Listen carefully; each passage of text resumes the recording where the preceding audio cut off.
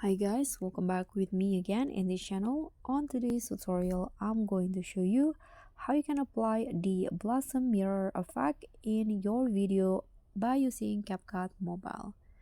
So this blossom mirror effect is now trending on CapCut, and what you need to do to apply it, you can just go to Effect, Video Effect.